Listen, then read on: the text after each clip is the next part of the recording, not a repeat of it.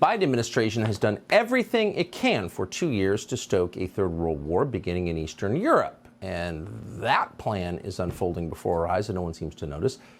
Zelensky, the president of Ukraine, the despot who runs Ukraine, was on CNN last night, and he said he expects the Biden administration to give him F-16s soon.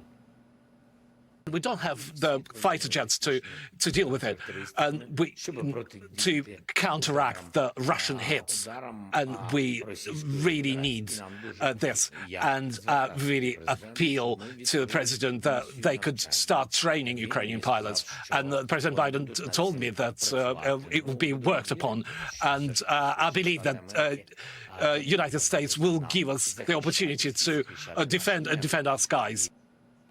Haven't they been telling us for over a year that Russia's about to be defeated? Then why are we sending an ever-increasing amount of money and material to Ukraine? Could they be lying to us? And speaking of lying to us, remember they told us that Russia blew up its own pipeline? The New York Times told us. Everyone told us that. Shut up, Putin defender, the Russians did it. Well, now they're admitting the Russians didn't do it, but we didn't do it either.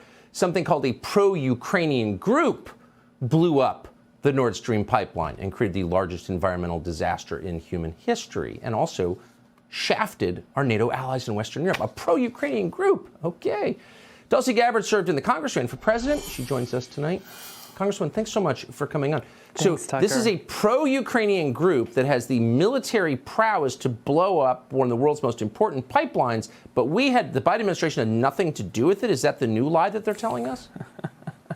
Apparently so. It is so obvious at this point, Tucker, that the United States and NATO are responsible for this act of sabotage and act of war, attacking and destroying this Nord Stream pipeline.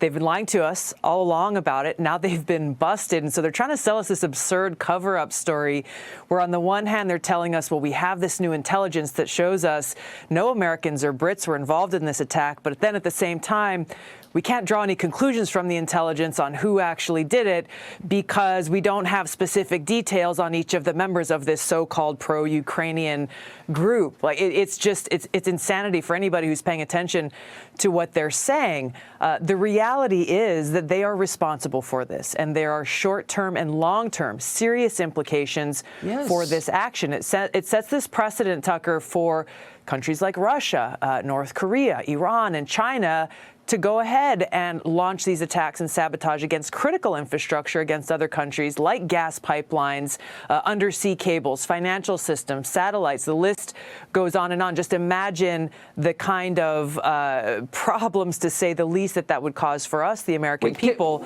and for the world. But can I just ask a super dumb question? No one's ever answered it. So this pipeline fed Germany, which is the economic engine of Europe. Germany is the key player in NATO. We're all for NATO. We just wrecked the economy of our key NATO ally. If Germany blew up the Hoover Dam, would they still be our tight NATO ally? Like, doesn't NATO have to disintegrate after we get caught doing this? You know, that's the thing here. I think a couple of points is the Biden administration, NATO want us to believe that they want us to believe this cover-up story, first of all, which their cover-up story implies that the United States and NATO's military and intelligence agencies are so inept and incapable that nobody knows what was going on. Nobody saw this coming. But secondly, you're exactly right. This was an act of war not just against Russia, but also against our ally, Germany. Yeah. Also, an act of war can only be declared by Congress, not by the President of the United States or anybody else. That clearly didn't happen. And that's where Biden needs to address the nation, tell us the whole truth about what went down, and Congress needs to exercise its oversight responsibilities to actually investigate this, to tell us the truth, get to the bottom of it, and to hold those responsible accountable. Yeah. I mean, it's the craziest, most reckless thing I've ever seen in 50 years of sort of paying attention. Tulsi Gabbard, thank you so much for continuing to call attention. It's just unbelievable. No one is paying attention. It really is. It really is.